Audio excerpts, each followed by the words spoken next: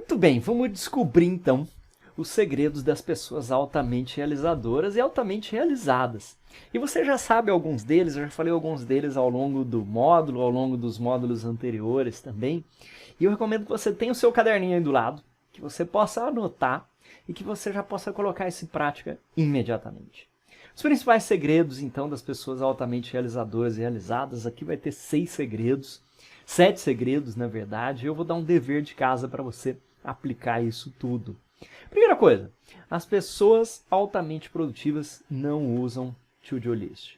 E aí você já deve ter levantado os cabelos aí, mas Mário, como é que eu faço? E a minha to-do list ali, revisar o carro, estudar, fazer a certificação PMP, o que eu faço com essas coisas todas? O que você vai fazer é verificar se a sua to-do list deve virar objetivos para as áreas, que muitas vezes são coisas bem grandes, como por exemplo, você pensar aqui, terminar o meu MBA, to-do list, MBA, poxa, é uma coisa que deve estar num objetivo anual e desdobrado em objetivos mensais para você. E tem alguns to-do lists ali que são coisas bem pequenas, como por exemplo, revisar o carro, então fazer a revisão do carro. Revisão do carro. Onde é que vai parar isso aqui? Isso aqui vai parar no seu planejamento semanal, ou mensal, se for o caso, com a sua folha de produtividade num determinado dia. Então, uma das suas tarefas aqui, hoje, é pegar a sua to-do list, ver o que são grandes objetivos e o que forem atividades, entrar lá no seu devido lugar. Então, você vai pegar a sua semana ou o seu mês, aqui nesse dia, revisão do carro, sexta-feira, 10 horas da manhã. Aí eu tenho aqui no meu to-do list, por exemplo, ligar para o João. Então, vou ligar para o João segunda-feira, às 14 horas.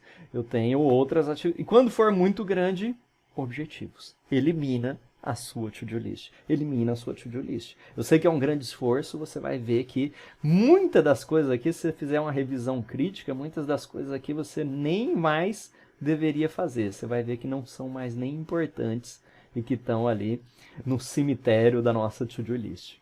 A outra coisa é que as pessoas altamente realizadoras fazem anotações. Eu já até coloquei essa foto do Richard Branson aqui em outra aula nossa, lá no começo, falando para você da importância das anotações. E eu sempre tenho comigo um caderninho. Sempre, não precisa ser esse cadernão aí, né? Pode ser aquele Moleskine de bolso, algum caderninho aí que você tem para você poder anotar as coisas, anotar a nossa ideia. Primeiro, porque isso vai fazer você não esquecer as ideias. Isso permite a você ser mais ainda criativo e gerenciar a sua energia de uma maneira melhor. Porque agora eu não preciso guardar tudo na cabeça. Isso é muito legal, você faz a conexão das coisas. As pessoas altamente realizadoras não guardam as coisas na cabeça dela. Elas usam a cabeça delas, ou o nosso cérebro, para quê? Para o que ele realmente foi feito, para pensar. Não para armazenar coisas que eu posso armazenar em um outro lugar. Então começa a ter suas anotações, leva o seu caderninho em todo lugar que você for. Terceiro hábito das pessoas altamente realizadoras, elas sempre priorizam. Sempre priorizam. A gente vai falar um pouco mais de priorização quando estiver lá nos nossos calendários, e outras aulas vão tratar de priorização, mas isso aqui é daquele livro As Coisas Mais Importantes em Primeiro Lugar, do Stephen Covey, que eu já mencionei aqui no começo do módulo. As coisas mais importantes em primeiro lugar. E ele fala que a gente tem o urgente versus o importante. Quando você tem alguma coisa urgente e importante, esse aqui é o quadrante 1. É o que a gente mais deve dar atenção. Isso são crises, reuniões, problemas urgentes, projetos com data marcada. Isso aqui você não tem muito como fugir. Porque é importante, tem um elevado impacto, e é urgente, precisa resolver rápido. Você vai ter que cuidar desse primeiro quadrante. A gente tem também um segundo quadrante aqui das coisas que são não urgentes, mas importantes. Não urgentes, mas importantes. Então, nesse nosso quadrante 2, não é urgente, mas é importante. Isso aqui são coisas de prevenção, criatividade, prevenção, criatividade, aprendizado, desenvolvimento pessoal, relacionamentos. E o que a gente faz muitas vezes? Como não é urgente, você vai deixando. Então aqui é importante, por exemplo, você aprender inglês é importante, mas não é urgente. Deixa para depois. Cuidar dos seus relacionamentos é importante, mas não é urgente. O que você faz? Deixa para depois. Então, muitas vezes, grande parte das pessoas, elas nunca executam isso aqui, que é o longo prazo, é o que vai te dar sustentabilidade, é o que vai garantir que você vai conseguir realmente ser satisfeito e realizado. E muita gente não executa isso aqui. A gente tem um quadrante 3 aqui, que é onde as pessoas muitas vezes ficam a maior parte do tempo. São coisas urgentes, mas que não são importantes. Então, interrupções, telefonema, relatório, correspondência, tudo bobagem ali que consome o nosso tempo. Tem a aparência de que você precisa fazer porque é urgente, então o cara te manda um e-mail e fala, poxa, é urgente responder. Mas precisa mesmo responder? Às vezes não. A gente passa muito tempo aqui nesse quadrante 3. E por que a gente gasta muito tempo no quadrante 1 e no quadrante 3, muitas vezes a gente fica sem energia e aí a gente vai para o quadrante 4. O que é o quadrante 4? O quadrante 4 é o mata-burro aqui mesmo, porque ele não é urgente e não é importante. Aqui é pequenas tarefas, ficar assistindo televisão, mídias sociais, basicamente perda de tempo. Qual é o seu dever de casa? É você pegar essas atividades, classificar suas atividades do dia a dia nos quadrantes. Você deve procurar eliminar o quarto quadrante aqui, como você viu. Então aqui embaixo, né, o que a gente vai fazer? Eliminar isso aqui, para com essas coisas que são perda de tempo e cresce esse seu quadrante 2, para que o seu quadrante 2 do longo prazo seja muito poderoso. Procura controlar esse quadrante 3, que são interrupções, para ele ser menor, e esse aqui vai naturalmente diminuir a maneira que você se tornar mais proativo e preventivo. Proativo e preventivo. Isso é muito poderoso. Quanto mais você investir aqui, por exemplo, em MBA, em inglês, desenvolvimento pessoal, saúde, menos crises você vai ter. É ou não é? Então a preparação está no seu quadrante 2. E as pessoas altamente realizadas sempre priorizam. Elas sempre priorizam e revisam. Outro hábito aqui pra gente, as pessoas altamente produtivas possuem rotinas consistentes. E eu colei aqui uma rotina, a gente falou de rotina na aula anterior. O que eu quero é que você teste a sua rotina e procure pessoas em quais você possa se espelhar. Você pode deixar aqui na área de dúvidas, pode deixar aqui no fórum. Tem gente que fala muito de se acordar cedo. Inclusive eu vou falar disso na energia, de um livro que chama O Milagre da Manhã. E é muito bacana, a gente vai falar disso aqui na energia. Então, O Milagre da Manhã, do Hal Herold. Então o nome do autor é o Hal Herold. Quem quiser já dar uma olhada nesse livro aqui, a gente vai falar dele no módulo de energia. Ele fala para você acordar cedo. E eu sei que tem muita gente que não acorda cedo. E eu também não acordo tão cedo assim. Eu tenho a minha própria rotina. O que você precisa é identificar a sua rotina de uma maneira que ela seja bacana para você. E aí tem algumas coisas, né? Você cuidar do seu corpo, então beber bastante água, exercícios, você ter um café da manhã. Tem gente que pula o café da manhã. Você cuidar da sua cabeça, isso aqui pode ser poucos minutos, 5 minutos, 15 minutos. Se você puder, por exemplo, meditar ou ler alguma coisa, escrever, fazer um jornal, identificar o seu objetivo do dia. Ele se chama de MIT aqui, que é Most Important Task. É o seu objetivo do dia. É isso que o Kevin Kruse sugere. Então você começa sempre a sua manhã com uma rotina consistente, identifica a sua tarefa mais importante, aí você persegue aquela sua tarefa mais importante durante todo o dia. Eu vou falar mais sobre rotina e sobre energia, sobre as opções disso no nosso modo de energia. Mas já começa a pensar que as pessoas de sucesso, elas têm rotinas consistentes. E você precisa ter uma rotina consistente que se adapte à sua necessidade. Seja flexível e seja adaptada a você. Bom, você já sabe que a gente precisa gerenciar a energia, né? As pessoas altamente realizadoras gerenciam a sua energia, porque se você tiver energia baixa aqui, óbvio que a sua produtividade vai ser baixa. E isso aqui é uma coisa tão óbvia, mas muita gente não entende o ciclo vicioso que isso aqui causa. Quando a gente está falando de energia, tem muita gente que, por exemplo, trabalha demais, não tem tempo em casa, não tem tempo para dormir, e aí o que acontece? Você fica mais cansado, você não tem tempo para fazer exercício, não tem tempo para se alimentar, você fica mais cansado ainda. E o que você faz? Você trabalha mais horas para compensar aquilo, porque se antes, digamos que você é uma pessoa que faz relatórios, antes você fazia um relatório em 4 horas, agora você está cansado, está se alimentando mal, está com saúde mal, você demora 6 horas para fazer um relatório. O que você faz? Em vez de trabalhar 8 horas por dia, você trabalha 12 para continuar fazendo 2 relatórios por dia. Aí você fica mais cansado ainda, dorme menos ainda, produz menos ainda. O que faz? Coloca mais horas de trabalho. Essa é a pior coisa que você pode fazer. Então entender que nós, quando estamos no pico da nossa energia, você tem muito melhores resultados, é uma coisa muito importante pra gente. Eu vou falar disso no módulo de energia, mas já começa a observar. Começa a anotar as coisas que você está vendo, como se você estivesse criando um diário, um jornal pessoal, como você se sentiu hoje, o que deu certo, o que deu errado, o que você pode fazer melhor amanhã. Essa autoanálise e a melhoria contínua são extremamente poderosas. E temos aqui um hábito que é saber o valor do tempo. Muita gente tem essa ideia de que tempo é dinheiro, né? Você já deve ter ouvido isso aí 1 milhão de vezes, tempo é dinheiro, mas quanto dinheiro?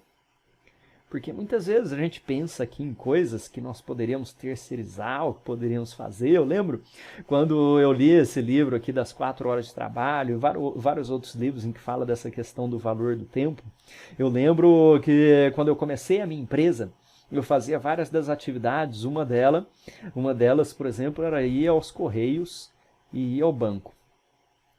E aí eu penso, poxa, vamos pensar aqui que você tem 168 horas no mês. E digamos que você é um gerente, um supervisor, por exemplo, só para facilitar as contas aqui, vamos imaginar que você ganha R$16.800 por mês. O que isso significa? Isso significa que você ganha R$100 por hora, certo? Ok? Então você ganha R$100 por hora. E aí você pensa aqui, poxa, eu vou no correio, vou ficar 2 horas lá na fila. Sabe quanto custa isso aqui? R$200. Vou no banco, vou ficar 3 horas na fila, mas ir até lá, mais estacionamento, isso aqui custa quanto para você? R$300. E muitas vezes valeria a pena eu contratar uma pessoa aqui para poder cuidar dessas coisas para mim, do que eu investir o meu próprio tempo. Por quê? Porque aí eu poderia usar as minhas horas em outras atividades para mim. Às vezes a gente tem isso tão assim, em absurdos, né? Eu lembro de uma história aí, que eu não sei nem se é verdadeira, mas diz lá que o homem, ele estava tentando consertar a máquina de lavar dele por muito tempo, porque ele fez o orçamento e digamos que ficou R$500 para consertar a máquina de lavar, ele achou muito caro. O que ele fez? Ele ficou assistindo vídeo na internet, é engenheiro, comprou as peças e já faz 2 semanas que ele está tentando arrumar. Sabe o que acontece? 2 semanas sem lavar roupa, está lavando a mão e gastando mais tempo, mas 2 semanas pesquisando o problema, tentando resolver o problema, saiu muito mais caro do que R$500. Então as pessoas altamente realizadas e altamente realizadoras, elas sabem o valor do tempo. Isso vai permitir você tomar decisões mais inteligentes. Se vale a pena você contratar uma secretária ou não, se vale a pena você levar o seu carro para arrumar ou você mesmo arrumar, se vale a pena você levar o seu computador para arrumar ou você mesmo arrumar. E eu não estou te dando a resposta aqui, tá? Eu quero que você calcule isso, porque é uma coisa que depende de cada pessoa. Tem um amigo meu, o Ricardo, e é uma pessoa que eu sempre me espelhei como sendo um mentor, me ajudou muito na minha vida, e eu lembro que toda vez que eu encontrava com ele, para a nossa atividade de engenharia, ele tinha sempre um último computador do último modelo. E eu falava, poxa, Ricardo, mas para que isso, né? Precisa mesmo, né? Toda vez você vai ficar trocando aí de computador. E aí uma vez ele me deu a explicação que a partir disso eu comecei a buscar boas ferramentas sempre para a minha atividade de trabalho. Então você não precisa comprar o último carro, o último modelo de carro, o último modelo de computador, o último modelo de celular. Você não precisa comprar isso, não é o que eu estou falando. Mas o que é a sua atividade? Se você puder ter uma vantagem competitiva na sua atividade em termos de ferramentas, eu acho que vale a pena você considerar. Que foi o que o Ricardo falou. Ele falou o seguinte, Mário, eu troquei de computador pelo seguinte, cara. Porque o computador anterior que eu tinha, ele tinha uma determinada performance, isso significava que para as minhas atividades pesadas lá de engenharia, de simulação, se eu tenho uma atividade que eu demorava 1 hora, com esse computador mais poderoso aqui que eu tenho, eu demoro 50 minutos, eu demoro 40 minutos. E ganhar 20 minutos do meu tempo é muito importante, porque eu cobro X por hora, E se eu conseguir entregar mais simulações e mais projetos, eu consigo pagar esse novo computador em 15 dias de trabalho, por exemplo. Então, olha a mentalidade da pessoa. Porque às vezes e isso eu vi em muitas pessoas depois também que trabalhavam comigo, tinha mentalidade contrária, né? Ah, para que eu vou comprar um computador novo se o meu computador de 4 anos atrás está funcionando? Se ele estiver atendendo às suas necessidades, está ótimo. Não estou aqui mais uma vez promovendo que você fique trocando as coisas. Mas imagina que o seu computador de 4 anos atrás, ele demora 15 minutos para ligar. Aí você perde 15 minutos do seu tempo. E ele demora 2 vezes mais para poder fazer uma simulação que você precisa. Se você é uma pessoa, eu tenho uma pessoa que trabalha comigo que faz a edição desses vídeos, por exemplo, que é uma coisa bem demorada, porque ele faz a edição e depois ele tem que ficar esperando a renderização do vídeo, que é um negócio que demora. Ele tem também uma máquina que tem uma performance elevada, porque isso ajuda ele. Se você usa muito celular, e você precisa de um celular de uma elevada performance, é basicamente, se você for pensar, um piloto de Fórmula 1. Piloto de Fórmula 1, não, eu vou continuar usando o meu carro de 5 anos atrás, porque ele continua andando e eu vou continuar com ele mesmo. Poxa, mas isso faz você perder competitividade, que é o valor do seu tempo. Não estou aqui mais uma vez falando para você que você deve ter secretária, que você deve ter empregado, que você deve terceirizar tudo, nem que você deve comprar tudo do último modelo. Mas que essa avaliação de quanto vale o seu tempo é uma coisa que você deve fazer em todas as suas atividades, que eu faço em todas as minhas atividades. E para mim, quando eu comecei a fazer essa avaliação das atividades, eu vi que tinha muita coisa que eu estava realizando que não fazia sentido eu realizar, que alguém poderia fazer mais barato ou melhor.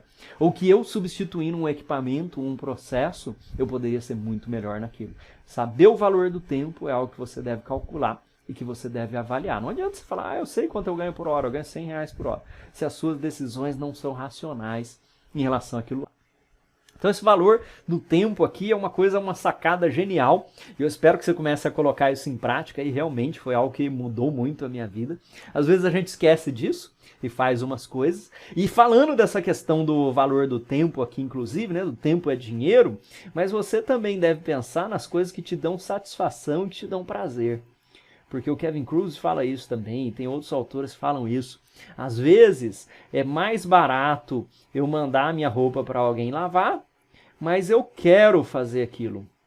Porque eu gosto de fazer aquilo, ou porque eu me desestresso fazendo aquilo. Tem atividades que, embora financeiramente boas, não vale a pena terceirizar. Como, por exemplo, vamos pensar aqui num exemplo extremo, eu poderia terceirizar completamente a educação dos meus filhos, né? Não preciso nem ficar em casa mais, eu vou lá e contrato uma babá mais barata que a minha hora, e eu posso ficar trabalhando 16 horas por dia, ótimo. Então você financeiramente foi ótimo, mas e onde é que fica o relacionamento com seus filhos? Onde é que fica o prazer? Então nem tudo é dinheiro. O tempo que eu tô com os meus filhos ali, R$100 a hora que estou com meu filho. Não, aí assim, entenda que existem maneiras e maneiras de você calcular isso. Não esqueça que tem outros fatores importantes. E a última coisa que a gente tem como nosso 7º segredo aqui das pessoas altamente realizadas é que elas buscam melhoria contínua. Elas planejam, fazem ou desenvolvem aquilo, acompanham e tomam ações. Então a melhoria contínua é você revisar o que está dando certo e o que está dando errado.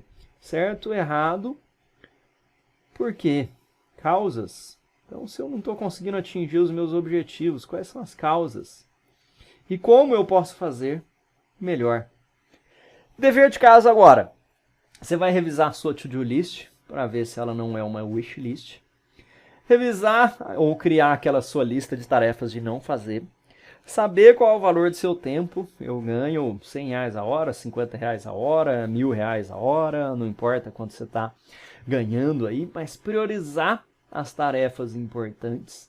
Reorganizar o seu calendário da semana, planejar o dia seguinte e lições aprendidas. Não esquece das nossas pedrinhas aqui.